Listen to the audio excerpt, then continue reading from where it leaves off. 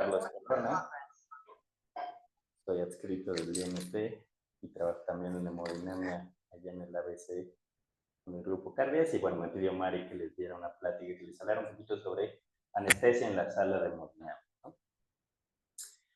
Entonces, bueno, creo que algunos de ustedes ya han bajado a sala de hemodinamia y básicamente lo que nosotros tratamos de realizar son dos cosas. Un cateterismo diagnóstico y un cateterismo terapéutico, básicamente haciendo un procedimiento invasivo para tratar de hacer una serie de mediciones o en algunas ocasiones inyectar contraste en estructuras muy específicas para delimitar adecuadamente la anatomía y poder hacer la planeación de un evento quirúrgico o la planeación de un evento correctivo por intervención, ¿no? Ok, entonces tenemos dos modalidades de cateterismo diagnóstico. Uno, pues la evaluación de la anatomía en el cateterismo diagnóstico y la evaluación de las resistencias pulmonares. En eso me voy a enfocar un poquito más al rato.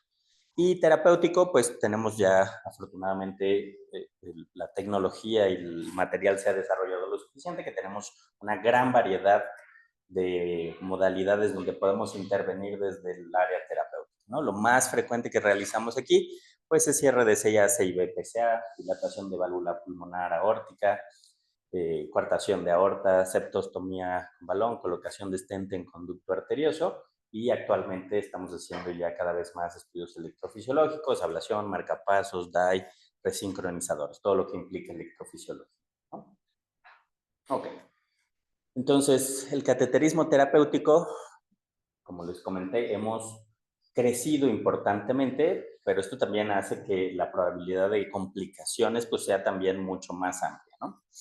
En particular, pues esto es muy frecuente, afortunadamente es una arritmia que suele remitir simplemente con la remoción de la guía, o sea, cada vez que estamos toqueteando la aurícula o el ventrículo, pues la estimulación de una estructura cardíaca con una guía metálica puede favorecer que tengamos arritmias atriales o ventriculares. Rara vez estas arritmias se perpetúan.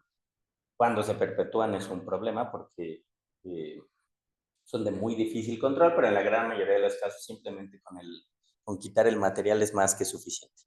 También cuando metemos estructuras rígidas en una guía, un catéter, un balón, en una estructura, sobre todo en niños muy chiquitos, en lactantes menores, pues esto puede favorecer reacción vagal o bloqueo cardíaco.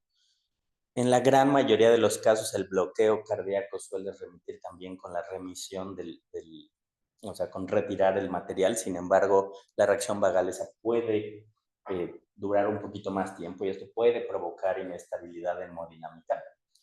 Pues también en niños muy chiquitos, si no hacemos adecuadamente nuestro trabajo, pues tenemos el riesgo de la ruptura de estructuras como válvulas auriculoventriculares o válvulas ventricular-arteriales, lo que puede condicionar insuficiencias valvulares, lo que puede condicionar una falla cardíaca en el transcurso de minutos. Pues no solo alergia a los anestésicos que ustedes utilizan, sino alergia al medio de contraste. En niños muy pequeños, pues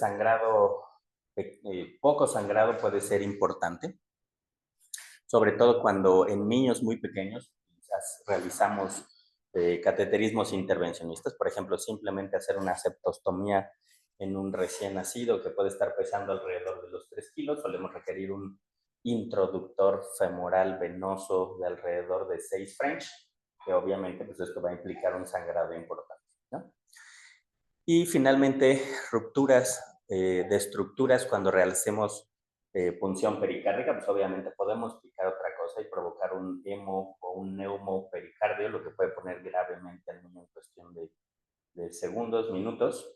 Y ahora que estamos haciendo mucho estudio electrofisiológico, pues cuando los electrofisiólogos están haciendo ablación de las estructuras, nunca nos ha pasado, pero está descrito que puede romperse sobre todo la aurícula, lo que puede condicionar un neumopericardio, ¿no? Y eso tendremos que resolverlo en sala de parto. Entonces, estos son diferentes escenarios donde podemos nosotros tener una serie de complicaciones que pueda afectar el trabajo que están haciendo ustedes y que pueda requerir que ustedes intervengan rápidamente con administración de volumen, administración de infusiones de inotrópicos o de vasopresores, y lo que puede hacer que el cateterismo se vuelva complejo y complicado. ¿Cuáles son los cateterismos para nosotros de mayor riesgo? Pues la septostomía atrial y la colocación de stent en el conducto. Ok, ¿en qué escenario realizamos estos procedimientos? La septostomía atrial, pues la realizamos en dos escenarios. Uno es la transposición de grandes arterias y otra es algunas cardiopatías congénitas cianógenas de flujo pulmonar incrementado, pero que son las más frecuentes, ¿no? La transposición de grandes arterias, pues tenemos dos circulaciones en paralelo en vez de una gran circulación en serie, lo que significa que la sangre no oxigenada no va al cuerpo y la sangre sí oxigenada no va a los pulmones. Esto provoca una desaturación importante en el paciente, que como consecuencia tiene una producción de metabolismo anaeróbico, lo que tiene como consecuencia acidosis metabólica importante. Y entonces es una desaturación que no va a responder a las maniobras de ventilación que ustedes utilicen, no va a responder al incremento de CO2, presión, frecuencia, etcétera, etcétera. Una acidosis metabólica que tampoco va a responder a volumen o a estrategias de manejo ventilatorio y una labilidad hemodinámica que consecuentemente cualquier paciente hipóxico y severamente acidótico pues no va a responder a todo lo que ustedes pudieran estar intentando. O sea, las infusiones de aminas y cargas, etcétera, etcétera, pueden no obtener el resultado que ustedes desean, ¿no? Por eso la urgencia de precisamente abrir un hoyo entre estas dos circulaciones y favorecer la mezcla de la sangre no saturada que vaya hacia los pulmones y de la sí saturada que vaya a la circulación sistémica. Y en otro grupo de pacientes, como la conexión anómala total de venas pulmonares o la atresia tricuspidea, donde tenemos que todo el gasto venoso sistémico llega a la aurícula derecha y todo el gasto venoso pulmonar llega a la aurícula derecha. Entonces, no hay gasto en el corazón izquierdo y si no hay gasto, pues no hay volumen y si no hay volumen, pues está muerto. Entonces, en ocasiones, en estos pacientes también tenemos que hacer una septostomía atrial para poder darle volumen al corazón izquierdo. En estas circunstancias, pues también son niños que se encuentran gravemente enfermos porque si no hay gasto en el corazón izquierdo, pues lo que habitualmente hacemos es administrar volumen. En este escenario en particular, si ustedes administran volumen, pues ese volumen va a llegar a la aurícula derecha, al ventrículo derecho y a la arteria pulmonar, pero no va a llegar al corazón izquierdo. Pues a pesar de que ustedes administren mucho volumen, no habrá gasto en el brazo izquierdo y esto pues va a ser nada más que encharquemos el corazón derecho. El paciente va a estar hipotenso por falta de volumen, no importará cuántos vasopresores utilicen, no incrementará la presión arterial. Y seguramente va a estar también con acidosis metabólica importante que no va a responder a las maniobras habituales. Entonces es un procedimiento de urgencia donde el paciente ya llega grave a sala de hemodinamia y a pesar de todas las maniobras que nosotros podemos hacer en conjunto, ese paciente se puede mantener grave, ¿no? Y es un paciente que es altamente, o sea, si no se realiza rápidamente la septostomía, es un paciente que puede fallecer a corto plazo. Y la colocación de stent en el conducto. Entonces, en cardiopatías congénitas cianógenas de flujo pulmonar disminuido, que hay dos, estenosis pulmonar con hoyo en algún lado, o atresia pulmonar con hoyo en algún lado, específicamente el escenario de atresia pulmonar, pues tenemos la posibilidad de utilizar prostaglandinas que van a favorecer que el conducto arterioso se mantenga abierto, pero eso es una medida transitoria. Además, incluso en este hospital no siempre tenemos prostaglandinas, lo que puede requerir que tengamos que hacer una maniobra para mantener el conducto abierto de una manera más a largo plazo, sea con un stent en el conducto o con una fístula sistémico-pulmonar. Nuevamente, son pacientes graves, son pacientes que pueden, son pacientes que van a tener desaturación importante, acidosis metabólica y que nuevamente es complicado el manejo. Lo que les sugeriría en este escenario es que siempre lo tengan con adecuada precarga y adecuada poscarga, porque si esta circulación pulmonar dependiente de conducto arterioso, pues también se favorece que ustedes tengan una presión arterial adecuada. Si ustedes tienen un paciente con atresia pulmonar hipotenso, pues no va a llegar flujo a los pulmones, aunque el conducto esté abierto, aunque ni siquiera requiera prostaglandina. Si lo tienen deshidratado, de la misma forma no llegará volumen hacia la arteria pulmonar a través del conducto arterioso. Simplemente el hecho de pasarles cargas e incrementar la presión arterial puede favorecer el flujo a través del conducto, incluso aunque el conducto arterioso esté cerrado. En este hospital, afortunadamente, tenemos prostaglandinas, que suele ser el conocimiento clásico que estas prostaglandinas sirven solamente en el transcurso de las primeras 2 o 3 semanas de vida, eh, porque los receptores de las prostaglandinas en el conducto arterioso tienden a disminuir conforme va madurando ese conducto arterioso, y por eso lo puse aquí afirmativo y después en interrogatorio, porque podemos en muchos hospitales no tener la posibilidad de realizar rápidamente un cateterismo cardíaco, una cirugía para poner una fístula, para colocar un stent.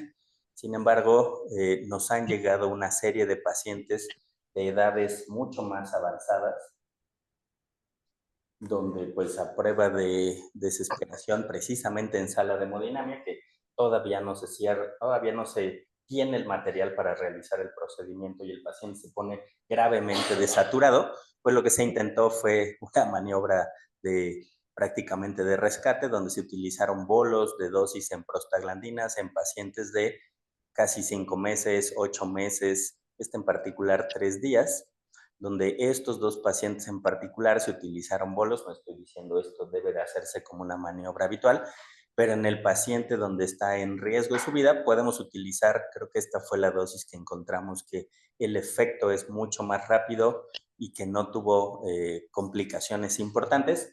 Entonces, esto fue una dosis de prostaglandina intravenosa en pacientes donde teóricamente ya no debería de funcionar, lo que nos permitió mantenerlo con vida, realizar el procedimiento, sacarlo a sala y eventualmente realizar el procedimiento que seguía sin mayores complicaciones, ¿no? Doctor, disculpe, aquí el bolo de prostaglandina lo administra el hemodinamista, ¿verdad? O sea, estaba a punto de cerrarse el conducto, el anestesiólogo atrás con el De hecho, paciente. fue caro.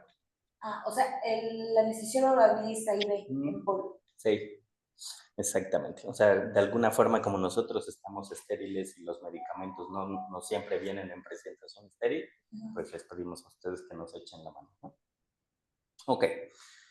Eso en general con relación al procedimiento intervencionista. O sea, la gran mayoría de los escenarios que podemos hacer, pues estamos obviamente ahí para nosotros estar al pendiente de todas estas complicaciones, pero son procedimientos que conforme vayan viendo, hay cosas que pueden presentarse con cierta regularidad, ¿no? Y ahora sí me voy a enfocar un poquito más en el cateterismo diagnóstico, porque es en el que nosotros requerimos mucho más de ustedes para poder hacer un procedimiento adecuado. Ok, ya habíamos visto, ¿no? El cateterismo diagnóstico, podemos hacer evaluación de la anatomía, pero podemos también, más bien hacemos también una medición de presiones para poder obtener gradientes, o sea, diferencia de presiones entre diferentes estructuras intra o extravasculares, y estos procedimientos suelen ser laboriosos. O sea, es mucho más rápido hacer un cierre de conducto, que nos tardamos 20, 25 minutos, es más larga la parafernalia de tener al paciente estacionado en la sala de hemodinamia, sedado y todo listo, que hacer el cateterismo en sí. Es mucho más largo hacer un procedimiento diagnóstico donde no necesariamente sabemos qué es lo que vamos a encontrar, y eso hace que el procedimiento sea largo y que nos demande una serie de maniobras que pueden hacer arritmias, reacciones vagales, crisis de hipoxia, etcétera, etcétera, etcétera, ¿no? Entonces, nosotros requerimos condiciones estables, metabólicas, hemodinámicas y ventilatorias, precisamente para poder llevar a cabo este procedimiento de la mejor manera posible, ¿no? En algunos de estos pacientes, como ya habíamos comentado en la septostomía o en el stent en el conducto, pues van a tener la habilidad hemodinámica, sobre todo, además de estos dos escenarios que ya les había platicado, en aquellos que tengan obstrucción al flujo sistémico. O sea, cualquier estenosis subaórtica, valvular, supravalvular, coartación de aorta, son niños, sobre todo las versiones neonatales, suelen ser pacientes que fácilmente pueden ponerse críticos rápidamente y que incluso pueden fallecer. Yo creo que de las pocas muertes que hemos tenido en sala de hemodinamia, eh, la gran mayoría ha sido en pacientes que estamos evaluando las resistencias pulmonares, pero el último que tuvimos precisamente fue un niño con estenosis aórtica, que simplemente con pasar el catéter de la aorta ascendente hacia el ventrículo izquierdo e inyectar contraste. El paciente cayó en bradicardia severa, maniobras y nunca pudimos sacarlo adelante, ¿no? Entonces son pacientes que son muy largas. Ya habíamos platicado, las arritmias ventriculares al estar apoyando material rígido dentro de los ventrículos, y ya habíamos platicado la bradicardia o bloqueo cardíaco de múltiples etiologías, ¿no? Entonces, ahora sí, en particular me voy a enfocar mucho más al cateterismo diagnóstico para la evaluación de las resistencias vasculares pulmonares en algunos pacientes que tienen hipertensión arterial pulmonar. Lo primero que quiero platicar es darles un poquito de contexto sobre la hipertensión pulmonar en el contexto pediátrico, que es muy diferente al contexto de adultos, para poder argumentar en quiénes sí hacemos cateterismo y qué es lo que necesitamos del cateterismo. Ok, a diferencia de la edad de adultos, donde los adultos dicen que el 60% de las causas de hipertensión pulmonar son idiopáticas, que no lo creo, pero es la forma en la que lo miden. En los pacientes pediátricos tenemos más bien una serie de otras patologías que favorecen ese incremento de la presión pulmonar. Ok, hay múltiples etiologías, pero no les voy a leer esta diapositiva, simplemente para decirles que la gran mayoría de las causas de incremento de la presión pulmonar en pediatría son transitorias. Neumonía, por ejemplo, ¿no? Neumotórax, por ejemplo. Son causas transitorias donde la presión pulmonar es irrelevante en el sentido en el que yo no defino ni gradúo la enfermedad primaria de acuerdo a un signo clínico o a una consecuencia clínica que es la hipertensión pulmonar. O sea, mi paciente con neumonía puede tener hipertensión pulmonar, sí, pero no es más grave o menos grave por tenerla y no voy a estadificar en neumonía grave, leve, moderada o severa si es que yo encuentro hipertensión pulmonar o cuán grave la tengo, ¿no? Más o menos así. Entonces, estas transitorias pues son como casi son irrelevantes, ¿no? Después tenemos transitorias en el contexto de las cardiopatías congénitas, o sea, yo tengo un conducto arterioso, una CIB, una comunicación interauricular, se le cierra el hoyo y listo, quedó. Eso tampoco nosotros determinamos la gravedad, o sea, no definimos la enfermedad por tener o no hipertensión pulmonar. O sea, en el diagnóstico de conducto arterioso, nunca mido hipertensión pulmonar para decir tiene o no conducto arterioso como parte de los criterios, ¿no? Va. Y lo segundo es tampoco, si tiene hipertensión pulmonar leve, moderada o severa, no voy a graduar o estadificar la severidad del conducto arterioso. Tampoco es relevante. Y tenemos aquí estas de acá arriba, donde tenemos causas pulmonares, causas progresivas idiopáticas, cardiopatías congénitas que a pesar de haber cerrado los defectos quedan con lesión vascular arterial pulmonar, obstrucción al corazón izquierdo y tromboembolia pulmonar. Entonces, si ven, estas causas son mucho menos frecuentes que la totalidad de estas transitorias y de estas, pues la tromboembolia pulmonar tiene un diagnóstico y un tratamiento muy específico que otra vez no tiene nada que ver con la hipertensión pulmonar. La obstrucción al corazón izquierdo, o sea, si yo tengo estenosis mitral, voy a tener una presión en la aurícula izquierda muy alta, presión en venas pulmonares muy altas, y tengo que tener entonces una presión en el cuerpo, va a tener que incrementar la presión en la arteria pulmonar para poder vencer esa resistencia, ¿no? Entonces esta tampoco me importa, entre comillas. Todos estos problemas pulmonares, en algunas literaturas los marca como un bajo por ciento, otras literaturas los marcan como un gran por ciento, hasta el 30%, dependiendo de cómo lo midamos. Pero nuevamente, si yo tengo un paciente con SAUS, un paciente con hipoplasia pulmonar, un paciente con neumonía neumotórax, no es relevante la hipertensión pulmonar y no tenemos que estudiar la hipertensión pulmonar. O sea, tengo que estudiar el SAOS con una polisomnografía y estadificar, o sea, diagnosticarlo y estadificarlo con eso.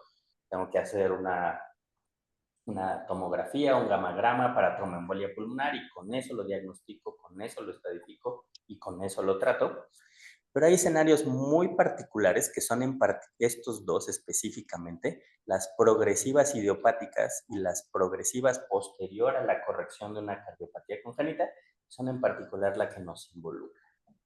Ok, en esos dos escenarios en particular, las últimas guías dicen Bueno, primero hay un montón de definiciones.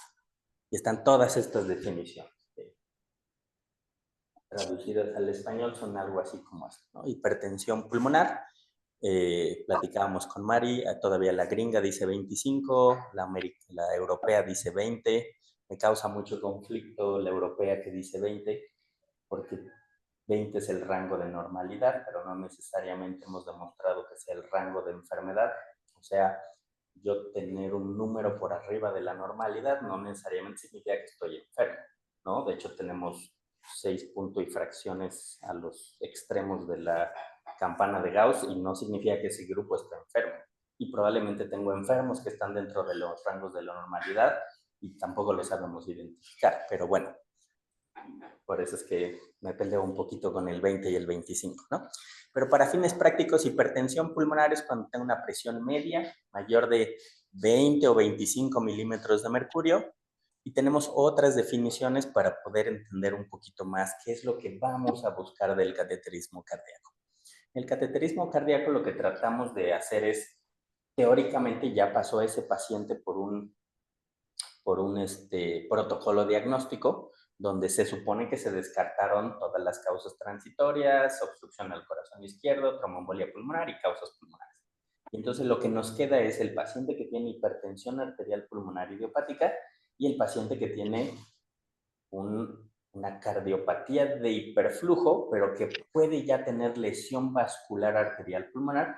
Y si esa lesión vascular arterial pulmonar es muy severa, cerrar los hoyos puede ser contraproducente. O sea, yo tengo un paciente con CIB donde tengo un pulmón que está diseñado para manejar volúmenes altos, pero presiones bajas, y ahora le aviento volúmenes muy altos con presiones similares a la sistémica, pues esa vasculatura arterial pulmonar va a tratar de proteger al paciente. ¿Cómo lo va a proteger? Pues inicialmente con vasoconstricción. Después de muchos años de vasoconstricción, pues va a ser hipertrofia, hiperplasia. Pero después de muchos años de hipertrofia, hiperplasia, pues esas arterias van a hacer fibrosis. Y entonces al hacer fibrosis, conforme vaya teniendo más segmentos con fibrosis, pues va a ser menos buena idea cerrar la CIB. Si yo tuviera demasiados segmentos con fibrosis, eventualmente la resistencia pulmonar va a ser más alta que la sistémica. Y entonces ahora lo que voy a tener es que sangre no se va al pulmón y va a utilizar la CIB como una válvula de escape hacia la circulación sistémica. Y el primer dato clínico va a ser, empieza a desaturar, porque la sangre ya no puede ir el volumen total del ventrículo derecho, si ya no puede vaciarse hacia el pulmón, se tiene que vaciar hacia el ventrículo izquierdo y entonces sangre no saturada irá al cuerpo. Y entonces muchas veces lo que nos pasa es, ok, chamaquito, como nunca pasa en este hospital, chamaquito llega aquí a edades muy avanzadas, severamente desnutrido, con comorbilidades y desatura. Ok, ¿es buena idea o no es buena idea operar? O sea, el hecho de que desature implica que ya tiene una lesión vascular arterial pulmonar severa, ¿sí o no? Pues puede ser, pero puede ser neumópata o puede ser asmático o puede ser lo que se les pegue la gana y entonces puede tener diferentes factores.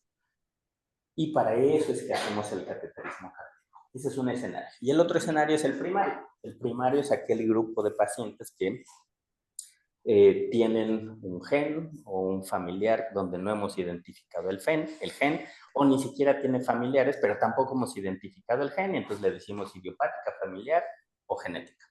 Pero tiene genes que hacen que su vasculatura arterial pulmonar vaya teniendo vasoconstricción, al grado de que pasa por vasoconstricción, hiperplasia, hipertrofia, fibrosis y lo que sigue después de fibrosis, ¿no? Entonces, en ese grupo de pacientes donde ya hicimos el abordaje diagnóstico y descartamos todas las causas de hipertensión pulmonar, ok, no es que me importe el número, es irrelevante el número, lo que yo quiero saber es si va a responder a medicamentos que pueden ser difíciles de conseguir, de alto precio y con efectos secundarios. ¿Por qué? Si yo tengo un paciente que teóricamente le tengo que dar un medicamento para toda su vida, pero si no sé que va a servir, pero sí sé que cuesta caro, que no siempre hay, que al dárselo a él si no le sirve, se lo voy a dejar de dar a chamaquito, que tal vez sí le servía, y le voy a dar los efectos secundarios, esto es muy grave. Ese es el otro escenario donde utilizamos el cateterismo para saber si va a responder al medicamento o tratar de inferir si va a responder al medicamento y entonces darle el medicamento con la seguridad de que va a tener que fumarse los efectos adversos, el costo, venir al hospital y que no se lo voy a quitar a otro niño que tal vez pudiera beneficiarse más, ¿no? Ese es el racional de hacer el cateterismo. Y entonces tenemos todas estas definiciones precisamente para tratar de ir descartando, o sea, teóricamente ya pasó por un abordaje diagnóstico, pero nosotros tenemos que estar seguros que no hay otra cosa. O sea, si a mí me mandan un paciente para hacerle cateterismo cardíaco porque sospechan que tiene hipertensión pulmonar idiopática y las venas pulmonares desaturan, pues tal vez digo, neumólogos de regreso porque algo se les pasó y prefiero que los neumólogos lo estudien y encuentren una enfermedad que tenga tratamiento a decir, tiene hipertensión pulmonar, le voy a dar vasodilatadores pulmonares que no van a funcionar porque el chamaquito tiene una enfermedad primaria y entonces le voy a dar un tratamiento caro, no efectivo, de alto costo, que no le va a servir de nada y aparte le voy a negar la oportunidad de haberle diagnosticado su enfermedad. Entonces el cateterismo cardíaco también nos ayuda a distinguir entre escenarios donde no necesita vasodilatadores pulmonares, lo que necesita es continuar con su abordaje diagnóstico. Entonces, nuevamente, presión pulmonar más alta de X número, hipertensión pulmonar.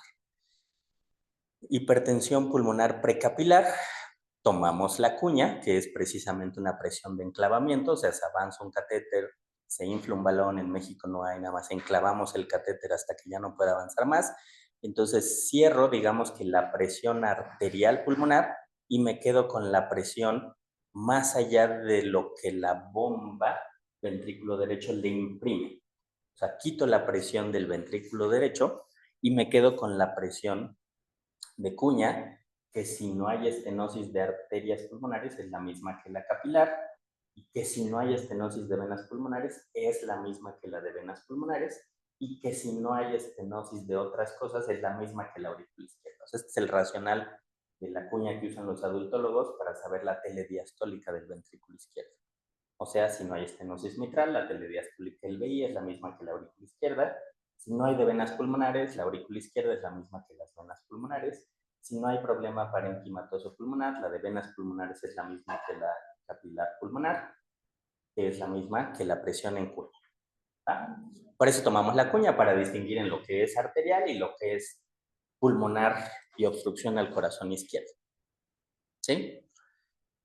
Entonces, una presión pulmonar alta, o sea, hipertensión pulmonar con cuñas bajitas y resistencias pulmonares altas, pues es hipertensión arterial pulmonar. O sea, la vasculatura pulmonar tiene algo o hay un exceso de flujo a nivel arterial pulmonar. Pero si yo tengo una presión pulmonar alta con una cuña alta y resistencias bajitas, pues más bien calculo que tiene o un problema parenquimatoso pulmonar o una obstrucción al corazón izquierdo. Pero puede tener las dos, puede tener resistencias altas y cuñas altas, y entonces tiene dos escenarios y entonces es mucho más complejo de evaluar, ¿no? Hay que hacerle una evaluación diagnóstica mucho más concisa. Entonces, traducido al español, pues hay el grupo 1 es hipertensión arterial pulmonar, hiperflujo o resistencias, y grupo 2, obstrucción del corazón izquierdo, grupo 3, problemas parenquimatosos pulmonares o hipoxia, grupo 4, obstrucción de ramas pulmonares, incluida la tromboembolia pulmonar, y grupo 5, misceláneas, que en pediatría pues son muchos metabólicos por acumulación de sustancias, ¿no? Y nuevamente hay un montón de clasificaciones, pero lo importante es esto, este es el algoritmo diagnóstico. Y aquí dice sospecha de hipertensión pulmonar, pues lo primero es ¿por qué sospechas que tiene hipertensión pulmonar? Yo sospecho que tiene una cardiopatía congénita si tiene un soplo. Yo sospecho que tiene un problema pulmonar si desatura. Yo sospecho que tiene un problema hematológico si sangra, no sé. Pero bueno, asumiendo que por algún extraño motivo lo único que sospechan es hipertensión pulmonar, el algoritmo dice, pues revísalo, tómale un electro, una placa y hazle un eco. ¿Son normales? Pues los sacas del algoritmo. No son normales, Ok, el cateterismo dice CIA, CIBPCA, estenosis mitral, pues lo sacas del algoritmo porque tiene una causa de hipertensión pulmonar, ¿no? Ok, el ecocardiograma, fuera de que sí sigue sospechando que tiene hipertensión pulmonar, es normal, ok, pues mándalo a neumo y ahora búscale todo lo que puede condicionar hipoxia, porque en el escenario pediátrico, a pesar de que los adultólogos, y esta es una traducción, esta es una clasificación que los pediatras tradujimos del adulto, ellos dicen grupo 1 porque es lo más frecuente, grupo 2 porque es lo que sigue en frecuencia y así hacia abajo. Para nosotros no, para nosotros sí es el grupo 1, pero no por lo idiopático, sino por las cardiopatías de hiperflujo. Pero luego el grupo 3 es mucho más frecuente. O sea, es más frecuente que ustedes tengan un prematuro, un problema congénito pulmonar, un problema, cualquier tema ventilatorio que estenosis mitral. Es mucho más frecuente, ¿no? Entonces, para nosotros es algo diferente. Entonces, lo mandan a neumo, descartan todo eso, todo lo de neumo. Aquí se pelean porque hay algoritmos que ponen esto después del cateterismo, hay algoritmos que ponen esto antes del cateterismo. Yo trato de ponerlo antes. ¿Para qué le hago un cateterismo si lo que tenía era VIH? ¿Para qué le hago un cateterismo si lo que tenía era gauchero ponga? ¿No entender? Entonces, hay algoritmos que tienen esto aquí en medio y el cateterismo es lo último. Ok, ¿para qué quiero el cateterismo? Si yo quiero, ya descarté todas las causas de hipertensión pulmonar y lo que tengo es que calculo que el paciente tiene resistencias vasculares elevadas, pues entonces lo que quiero saber es si, insisto, no el número, lo que quiero saber es si el niño va a responder al tratamiento. Y entonces en el cateterismo, sí, claro, voy a confirmar que no tenga nada de esto con todas las mediciones que hicimos antes, con presiones, cuña, saturación de venas pulmonares, angiografía, etcétera, etcétera. Pero básicamente lo que vamos a hacer esto de acá es una prueba de vasodilatadores para ver si el paciente responde a los vasodilatadores. Ok.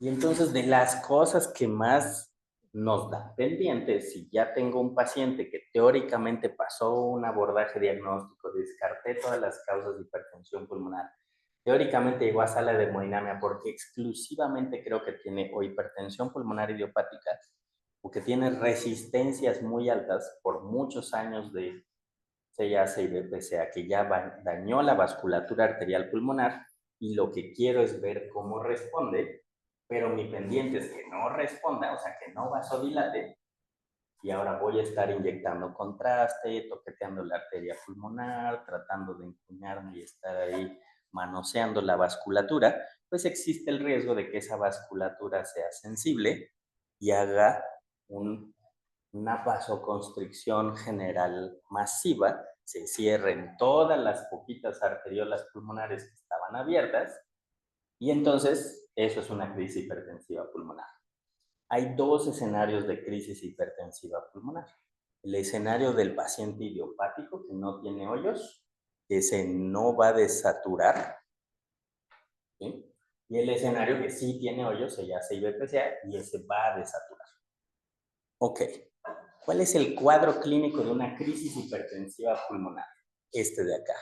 Es muerte que no responde a maniobras habituales ni no habituales de reanimación. O sea, si yo tengo un paciente que no tiene hoyos y todas las arteriolas pulmonares se cierran, ¿cuánta sangre regresa al corazón izquierdo? Poca. Bueno, en el mejor de los casos, poca. ¿Ese poca es capaz de mantener el gasto cardíaco? No. Bueno, imaginémonos 10 latidos después, donde esa poca ya pasó por las venas, regresó al corazón derecho. 10 segundos después, ahora, ¿cuánta sangre hay en el cuerpo? En la circulación arterial sistémica. 0. ¿Va? Y entonces, ¿qué pasa si en ese escenario, pues obviamente las coronarias no tienen gasto, se para el corazón y ustedes dan masaje cardíaco? ¿Saldrá más sangre del corazón izquierdo? No. Ustedes pasan cargas en las venas. ¿Pasa más sangre al corazón izquierdo? Súper. Pasan vasopresores. ¿Mejora la presión arterial si no hay volumen en la circulación arterial? No. Y por eso les digo, el cuadro clínico es muerte que no responde a maniobras actuales de reanimación. Ese era todo el contexto que quería darles para poder dar este punto en particular.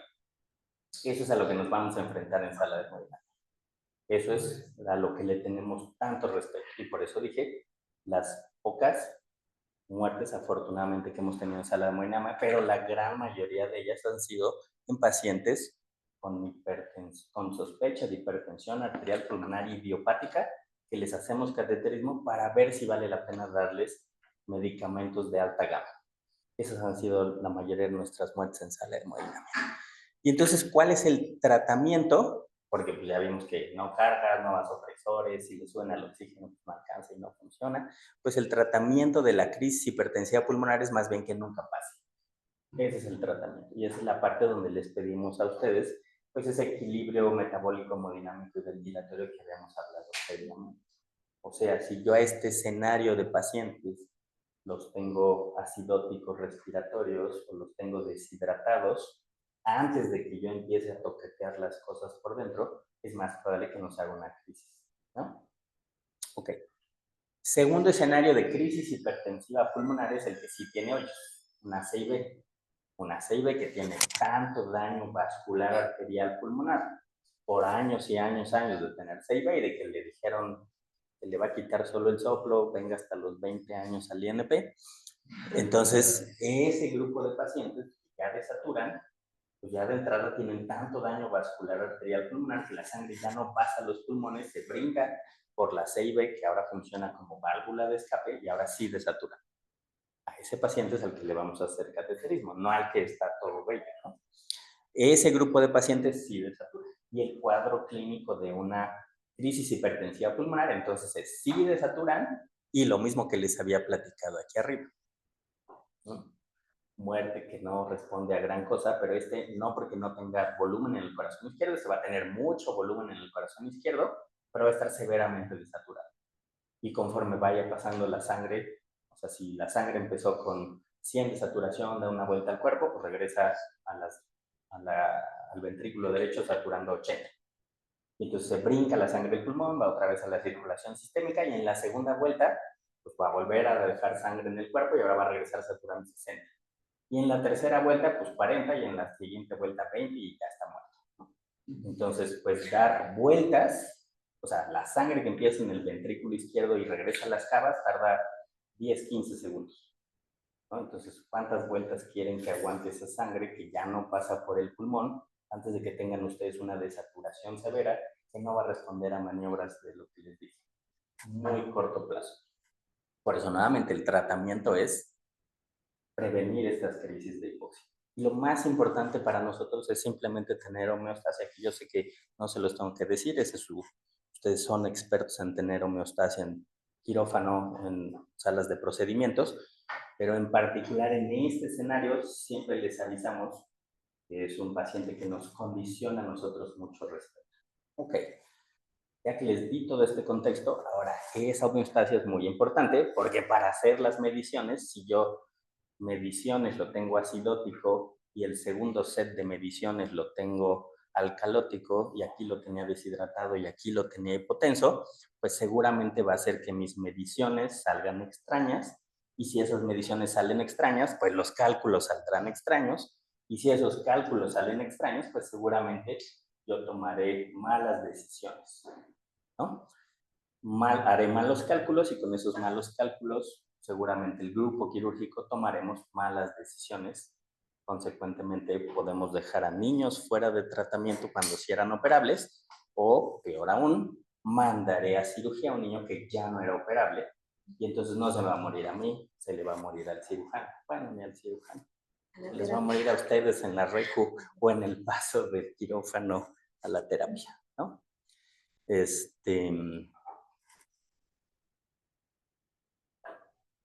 ustedes lo saben mejor que yo. Y acá está. Esto era lo que quería enseñarles antes de acabar. Esto es lo que nosotros hacemos en la sala de hemodinamia.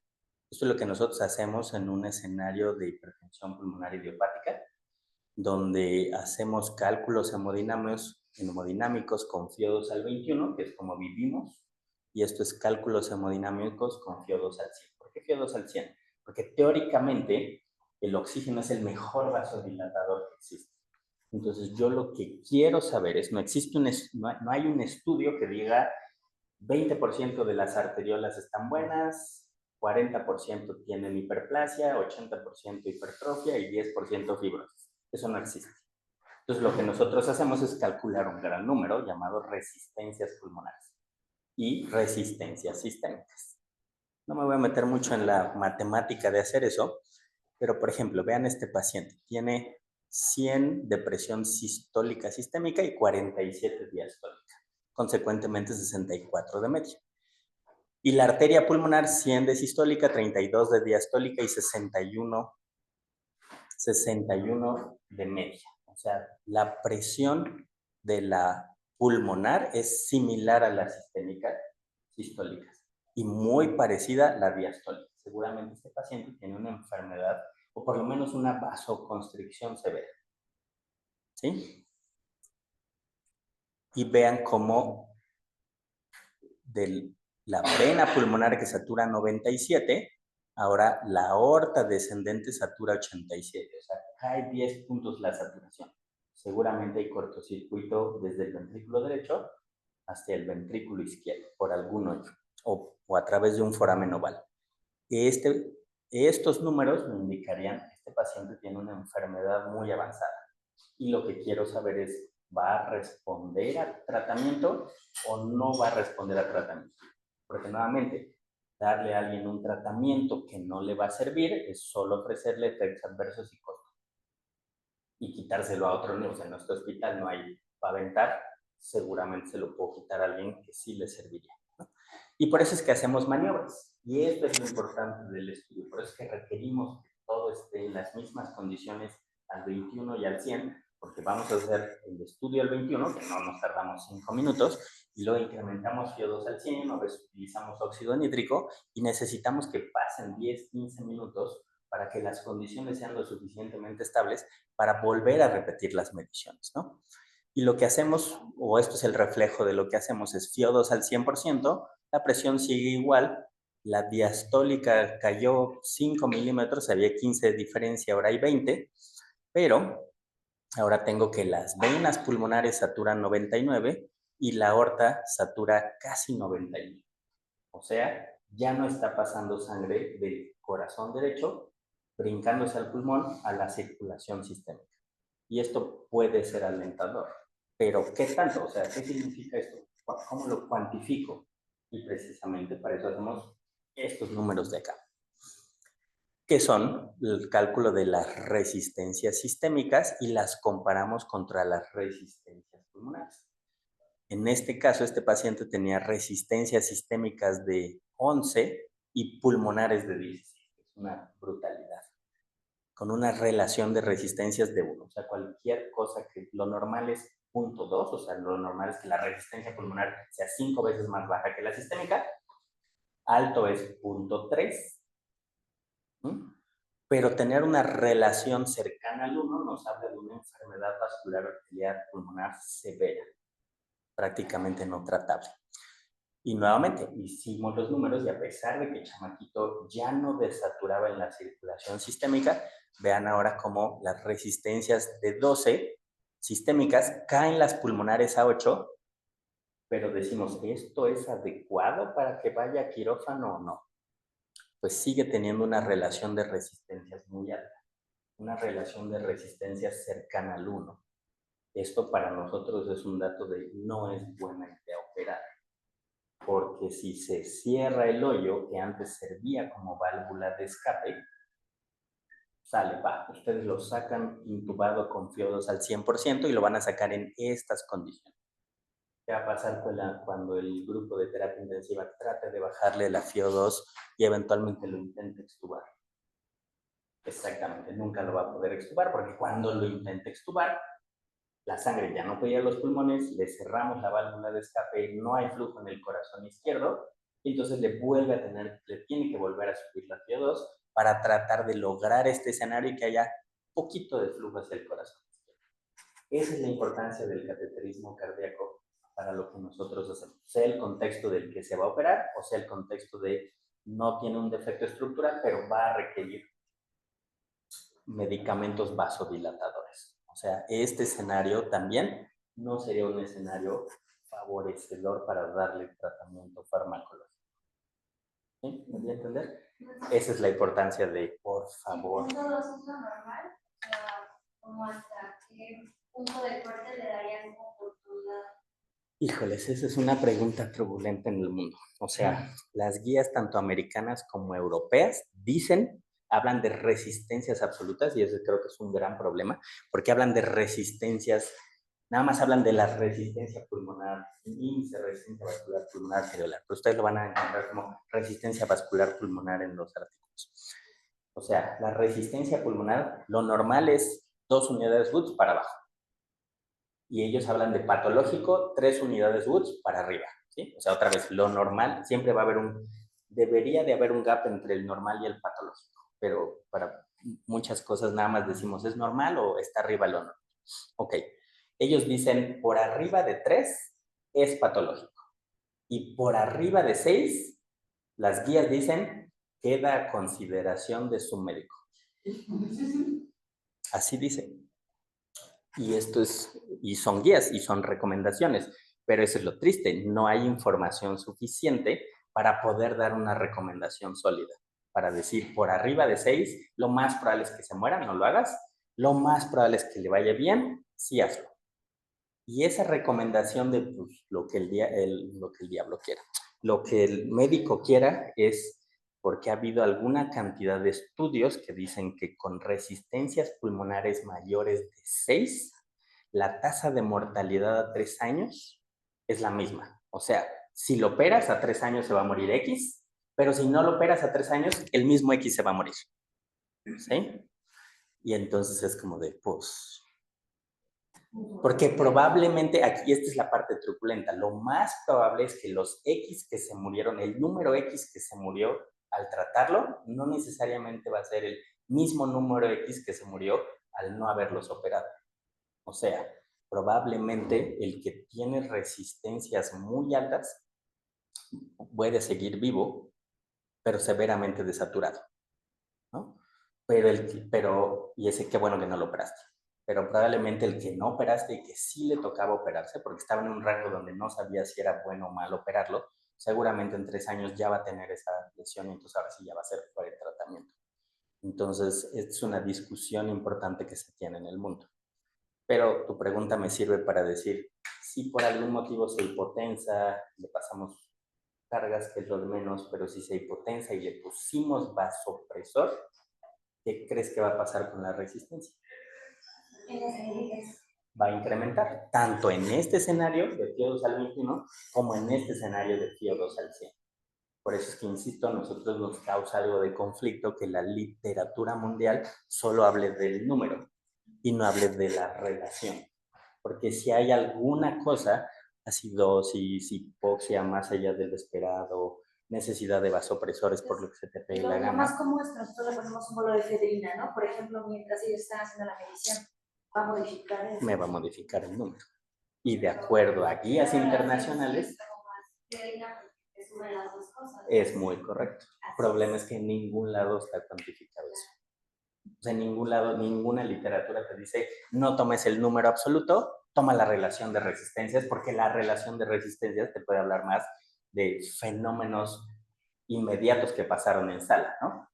Gringos y europeos dicen, pues es que no puede pasar nada en sala.